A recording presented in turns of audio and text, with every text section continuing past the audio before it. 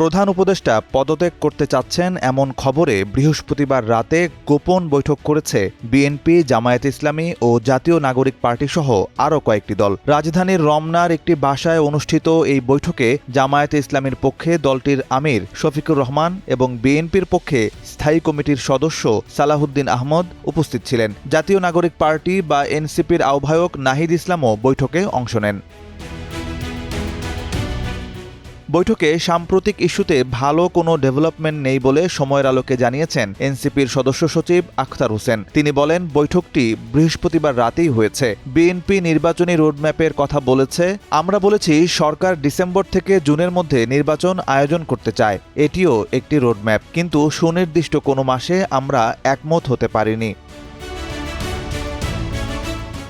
বিভিন্ন দলের আন্দোলনে সরকার ত্যাক্ত উল্লেখ করে আখতার বলেন, প্রধান উপদেষ্টা আমাদেরকে ঐক্যমতে পৌঁছাতে বলেছেন। সবাই মিলে একটি যৌক্তিক জায়গায় পৌঁছাতে হবে। বৈঠকে বিরাজমান পরিস্থিতি এবং নির্বাচন ছাড়াও দেশি বিদেশি বিভিন্ন ইস্যুতে আলোচনা হয়েছে। তবে আরেকটি সূত্র জানিয়েছে, বৈঠকে বিরাজমান সংকট এবং তা থেকে উত্তরণের উপায় নিয়ে তিন দলের মধ্যে বিস্তারিত আলোচনা হয়েছে। আলোচনার এক পর্যায়ে বিএনপি ও জামায়াত জাতীয় নির্বাচন অনুষ্ঠানের বিষয়ে অভিন্ন অবস্থানে আসে। সিদ্ধান্ত অনুযায়ী চলতি বছরের ডিসেম্বরের মধ্যে নির্বাচন আয়োজন সম্ভব না হলেও আগামী বছরের ফেব্রুয়ারি মাস পর্যন্ত সরকারকে সময় দেওয়ার বিষয়ে একমত পোষণ করে দল দুটি।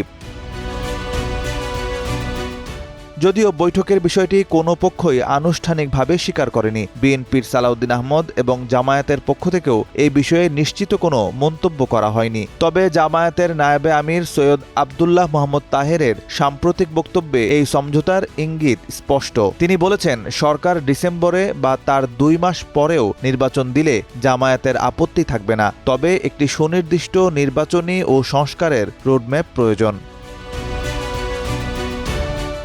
এদিকে এই বৈঠকের সূত্রে একসময়ের রাজনৈতিক মিত্র বিএনপি ও জামায়াতে ইসলামীর মধ্যকার দীর্ঘদিনের টানাপোড়েনের অবসান ঘটিয়ে আবারও নির্বাচনী সমঝোতার আভাস মিলেছে। গণঅভ্যুত্থানের পর গঠিত অন্তর্বর্তী সরকারের কাছে বিএনপি ডিসেম্বরের মধ্যে নির্বাচনের দাবি জানিয়ে আসছিল। সেখানে জামায়াত সংস্কারকে প্রাধান্য দিচ্ছিল।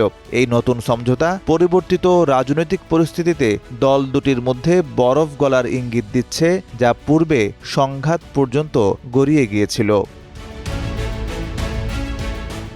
নিউজ ডেস্ক, সময়ের আলো।